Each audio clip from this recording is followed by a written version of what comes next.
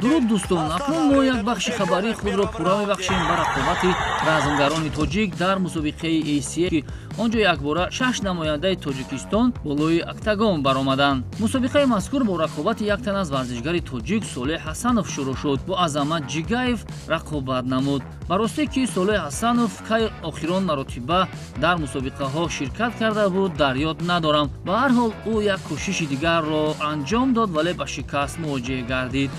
пас аз Солеҳ Ҳасанов таби мухлисони тоҷикро Абдулҳамид Давлатов хира кард. Абдулҳамид Давлатов ки як замон умеди асосии ММА-и тоҷик дар сабқатҳои байналмилалӣ гуфта мешуд, аммо кораш дар рақобатҳо омад намекунад.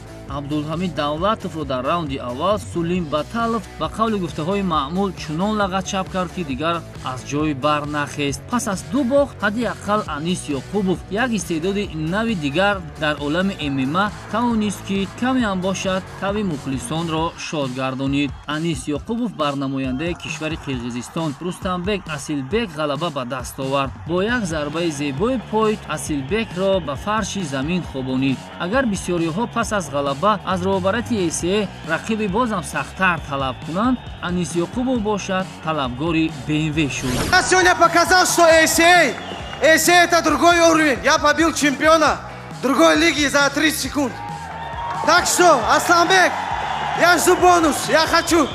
Я уже выбрал себе BMW, давайте мне этот гребаный бонус.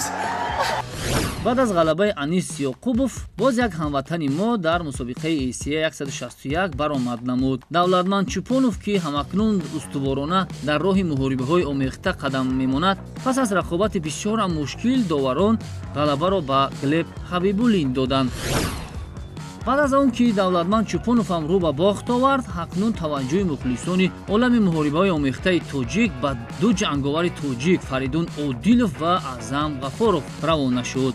Фаридун Одилов бо Вагнер Прадои пуртаҷриба аз кишвари Бразилия вориди октагон гардид. Фаридун Одилов ва Вагнер Прадо дар ибтидо борони мушту лағатро ба рӯи ҳамдигар резонданд. баъдан Фаридун Одилов талош кард то рақибро дар замин бихобонад ва бо тамоми қудрат ва тавоноӣ гардани ӯро тоб дод ва ҳамин гуна Вагнер Прадо тан ба таслим доду Фаридун Одилов ба марҳилаи ниманиҳоии Гран-при ACA-ро хат гирифт. аммо барои мухлисони Фаридун Одилов як хабари каме нороҳаткунанда дорем. мегӯянд ки ин размгари тоҷик ҳангоми рақобат бо Вагнер Прадо аз дасташ осеб бардоштааст ва ба ӯ шифои комил орзумандем. ҳамзамон рақиби Фаридун Одилов низ дар ин мусобиқа эълон карда шуд ки ҳарду онҳо ваъда доданд ки дар наздиктарин фурсат рақобати даври ниманиҳоиро анҷом хоҳанд дод. Что у тебя с рукой? Что в данном случае? Пока не знаю. Завтра будем обследовать. Ушиб конкретно есть. навбат ба Аъзам Ғафоров расид ки бо як тан аз рақиби бисёрам сарсахти худ Вартан Асатрян вориди октагон гардид. рақобати Аъзам Ғафоров ва Вартан Асатрянро метавон набарди сол ҳам эълон кард, зеро ҳарду воқеан ҳам дар ҷараёни ин хӯозмӯӣ шоҳи воқеиро барои мухлисон ҳадя карданд ки дар ниҳоят Аъзам Ғафоров дар ин мубориза аз рӯи хулосаи доварон дастболо шуд ва ба марҳилаи ниманиҳоии мусобиқа баромад. акнун Аъзам Ғафоров низ бо рақиби навбатии худ дар даври нимниҳоии мусобиқаи ACA омодагӣ мегирад. Сразу хочу сказать, что решили быстренько, сразу по окончании турнира, что главный бонус вечера заберет бой Азама Ғафорова и Вартана Асатряна. баъдан чанд рақобати дигар сурат гирифт ки онҷо варзишгарони тоҷик набуданд. ба ҳар ҳол мо умедворем ки Фаридун Одилов ва Аъзам Ғафоровро дар марҳилаи ниманиҳоии мусобиқаи Гран-при ACA ҳамин гуна дастболову музаффар хоҳем дид.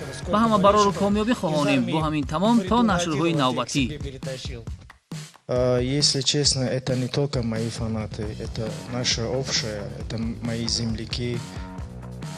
Они душой болеют, все каждым разом доказывают, они приходят даже, если даже вот, которые ребята в рынке работают, да, они стараются там приходить поболеть за нас. Я очень уважаю, это их заслуга тоже, да, приходят, оставляют свою работу, там, внимание, которое время, и приходят за нас болеть. Я думаю, Лига ACA после такого турнира, они должны плотно работать над турниром, который в Таджикистане должно проводиться.